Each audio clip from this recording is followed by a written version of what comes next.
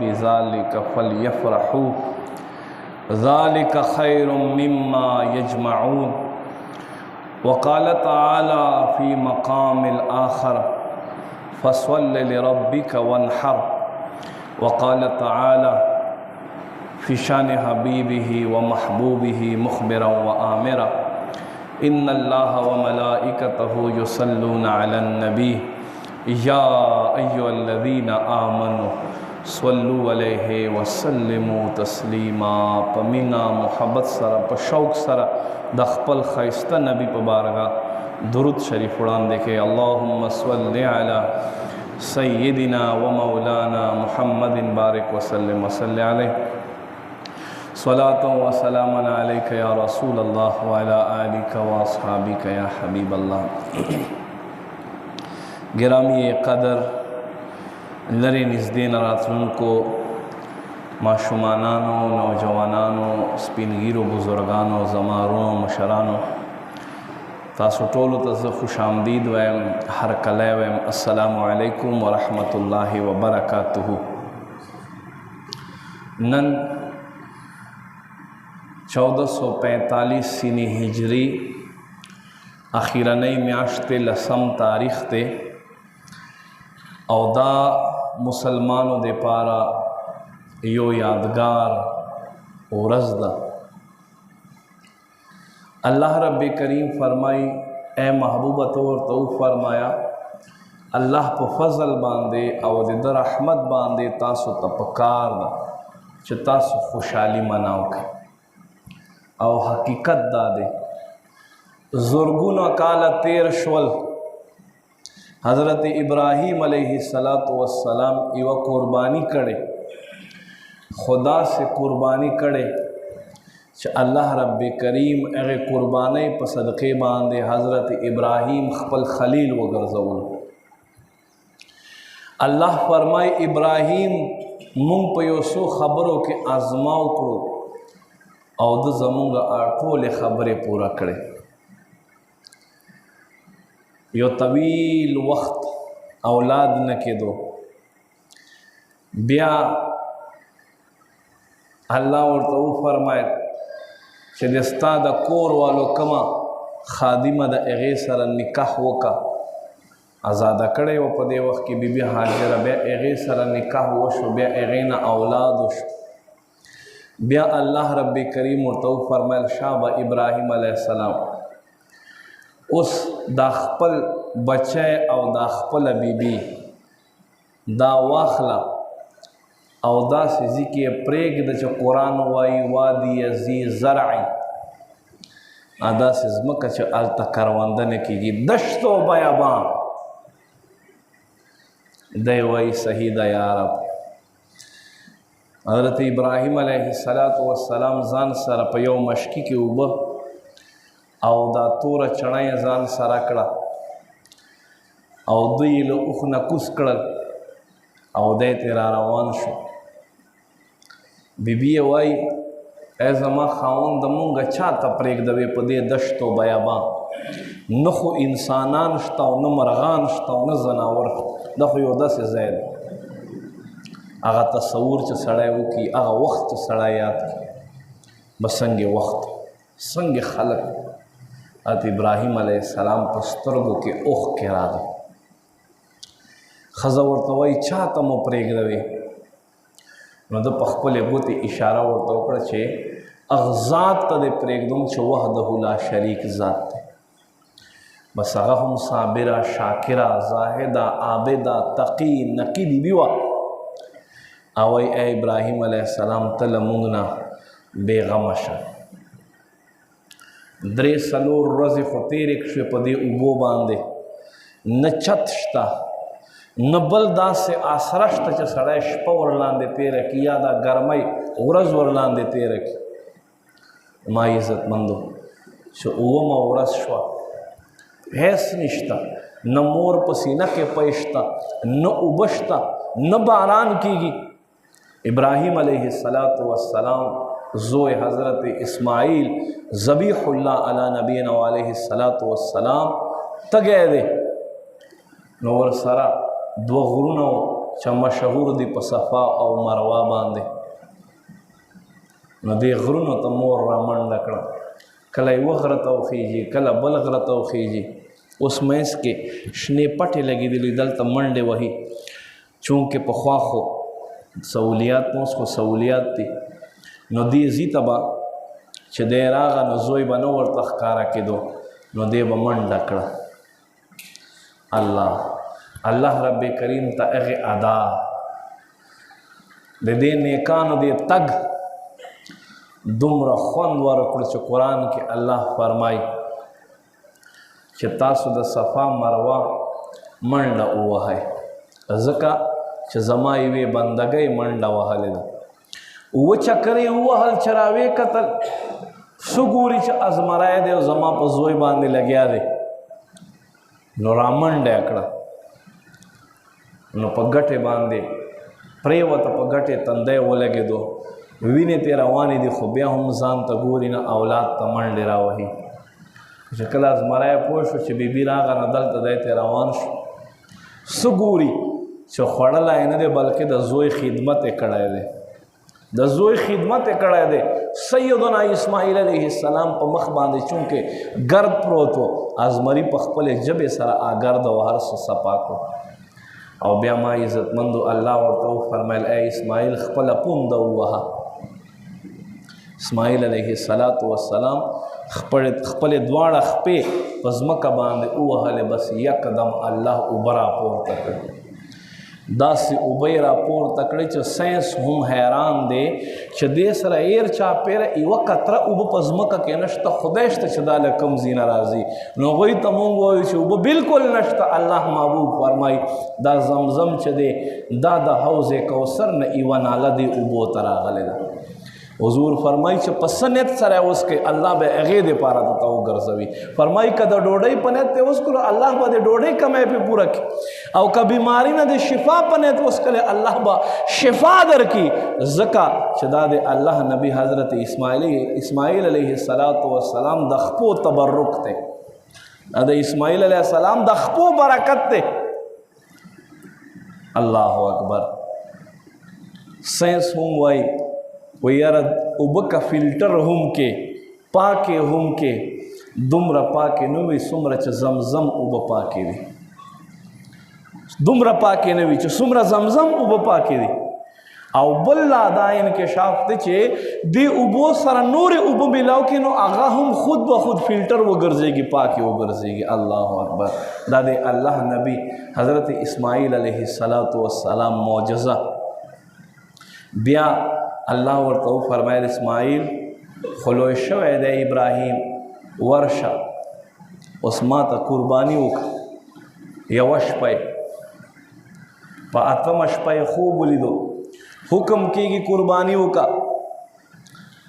په سهار چې څومره ګډې بیزې وې ټولې حلالې کړې. قرآن کې الله فرمایي زما ابراهیم بهترین قدردان میلمه دوست سړی دی. په دویمه شپه بیا پې اواز کېږي دې نه غوره قرباني وکړه، نو چې څومره غواګانې وې هغه یې حلالې کړه. بیا قرباني اعلان کېږي، وای ای ابراهیم له دې نه غوره قرباني وکړه. نو په درېیمه شپه باندې چې څومره سحر شو، په نهمې ذیلحجې څومره اوښانو ورسره ټول اوښان یې نحر کړه. بیا آواز وشي ای ابراهیم مونږ ته په له دې نه غټه قرباني پکار ده مونږ په بارګاه. نو حضرت ابراهیم علیه السلام خپل بچی روان کړو. ابا څنګه یو درد والا موقع وه، څنګه به خپل بچي په مرۍ باندې چاړه راکاږي. دا حاجیان چېرته شیطان ولي دې سره په سایډ باندې یو مقام دی چې په دغه ځګي باندې په مقام مینا کې خپل بچی سملولو. بچی ورته ای بابا خپیر وتړه، سترګې هم راوتړه، داسې نه او خپلې سترګې هم وتړه، داسې نه چې زه تا ته ګورم او ته ما ته ګورې او د رب په بارګاه دا قرباني نیمګړې پاته نه شي. الله اکبر. د ابراهیم علیه السلام خپلې سترګې وتړلې، د زوی سترګې وتړلې او چړکه یې پرې راکاږله. نو دی او نه د بچي مرۍ خوري.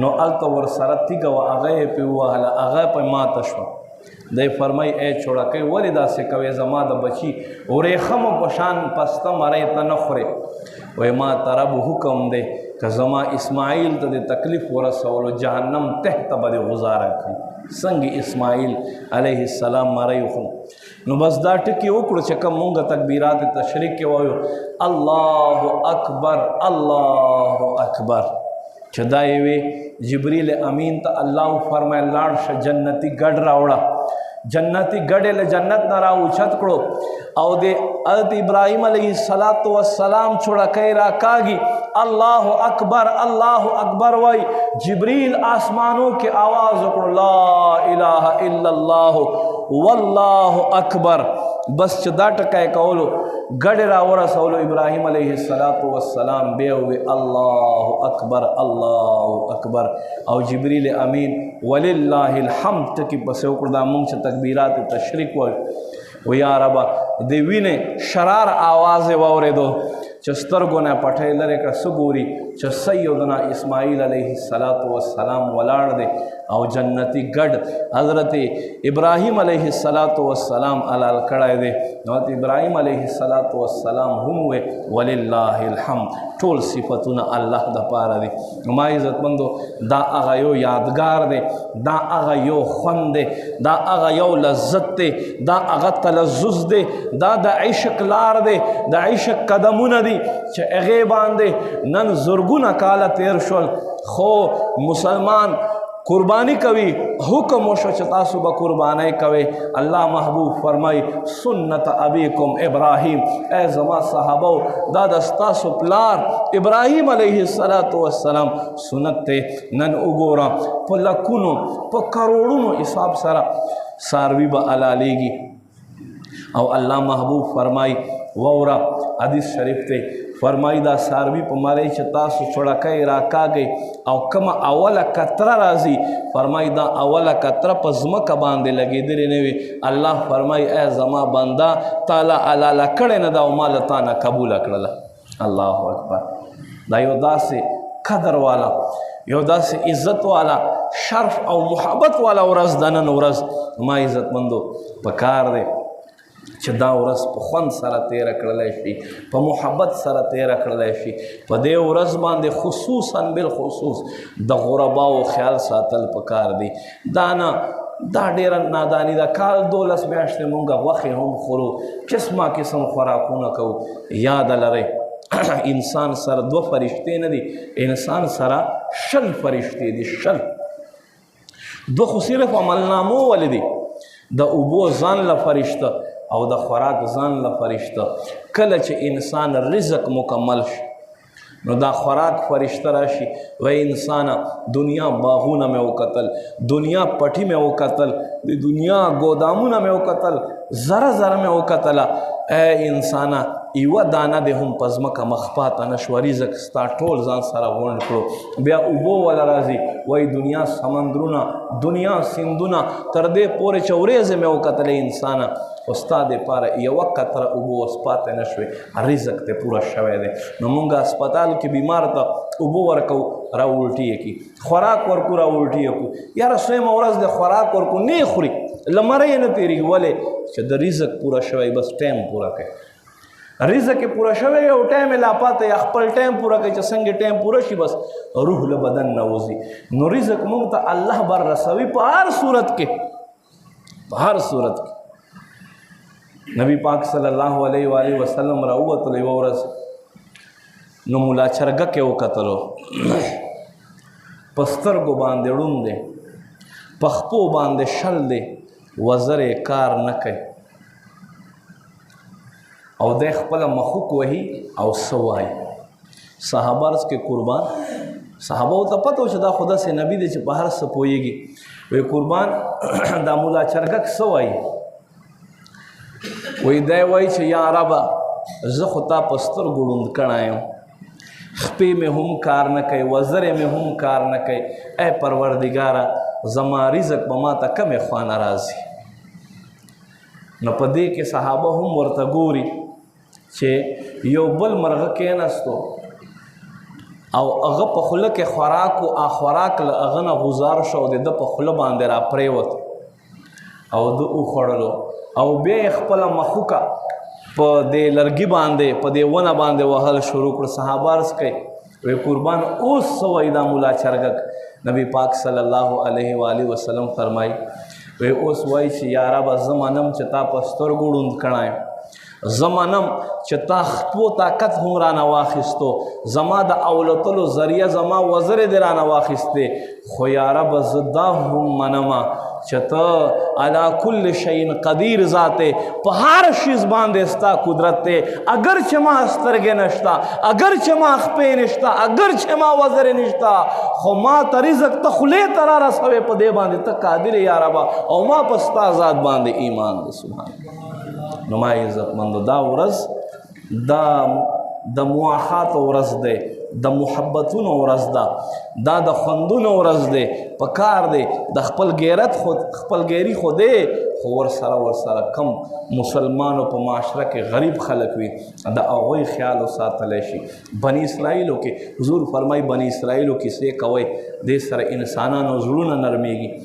یو ښځه او خاوند دي دکه شانتې یوه ورځ ده چې دوی قرباني کړې ده، ناست دي کور کې ښځه او خاوند، غوښه مخې ته پرته ده. په دې کې یو ملنګ درویش آواز وکړو وی الله دې پاره څه راکړي. ښځه یې راغه وی څه دي؟ وی ملنګ درویش ولاړ دی. وی نن ورځې ته وګوره دې سوالګرو نه په دې ورځې هم نشي خلاص. الله رب کریم ته د ده تکبر، د ده دا لهجې، د ده دا گفتار، د ده دا کردار خوند ور نه کړو. خو داسې ذات دی چې خفه کېږي نو په معمولي خبره خفه شي، او چې خوشحالېږي په معمولي خبره خوشحاله شي. الله رب کریم اختر خو تیر کړو، خو ورځ په ورځ دا سړی ښکته راسي، ورځ په ورځ قرضدار دی، کنګال شو، تر دې پورې چې کور یې خرڅ کړو، هر څه نه خلاص شو. هغه خپلې ښځې په ډوډۍ درک نه ورسره هغې ته هم طلاق ورکړو. بیا دې ښځې یو بل خاوند سره نکاح وکړو چې عیده یې تېره کړه. بیا دا اختر ورځ راغه داسې یو وخت دی چې دی خاوند سره ناسته ده، یو ملنګ د یو درویش دی په دروازه یې آواز وکړو. دی خاوند ورته وایي ته ورشه ښځې څوک دی؟ ښځه ورته وایي سوالګری دی. چې ور یې ورکولاو کړلو څه ګوري چې دا خو هغه سړی دی چې تېر کال ته اختر په ورځ د دې ښځې خاوند و. خدای دې ځي ته راوستو چې خیر غونډه وي. نو ښځې له خولې نه چغه ووته وایي دا خو زما خاوند و. هغه ورته وایي زه به دې نه یوه بله حیرانتیا خبر درته وکړمه. تېر کال ته چې کوم سړی راغلی او په دروازه باندې ولاړو بل څوک نه و، زه ومه. خو زما رب داسې علی کل شیء قدیر ذات دی چې هر څه یې ترې واخیست تر دې پورې چې نکاح والا ښځه هم ترې واخیستله او ما ته یې راکړه. نو رب په هر یو شیز باندې قدرت لري. ګورې دا مه وایه ته به څه. حضرت امام غزالی رحمت الله علیه فرمایي انسان تکبر خو تا سره بالکل نه ښایي. فرمایي هغه څنګه؟ هغه دا فرمایي جوړ د پیشاب له یوې قطرې نه او د پیشاب د مقام نه دوه ځله وته، یو د پلار له مقام نه، بل ځل د مور د مقام نه، او اینی ټایم په خېټه کې ته ناپاکي ګندګي ګرځوې. دا تکبر ستا نه کومې خوا نه راغی؟ تکبر ستانه کمې خوا نه راغی چې ته تکبر کوې. به هر حال ما قدرمندو مسلمانانو مونږ ته پکار دی چې غم خواري محبت دا نه چې امیر سړی راشي نو بس ښکلې غېږه ورکړه. مونږ وینو او چې غریب راشي نو په اوږو لاس ورکېده چې ګورې نږدې نه شي. څه خلک د معانقه سنت دی هغې هم عجیبه عجیبه انداز سره مونږ معانقې کوو، د ښځو په شان لاسونو کې لاسونه ورکړي نه، چې ږیری وي امرد نه وي بېریشه نه وي، هغه سره ښه ښکلې غېږ میلاو کوه. او خاص کر چا سره د څه ناراضګي وي زړه بدګي دي وي هغه خو ښه جوخته وه، ځکه چې دا نن ورځ چې دا د محبتونو ورځ ده، دا مسلمان سره د خیرخواهي ورځ ده، دا مسلمان سره د ښېګړې ورځ ده. الله رب کریم دې مونږ ته عمل توفیق نصیب کړي. دې نه علاوه تاسو ته درخواست دی زمونږ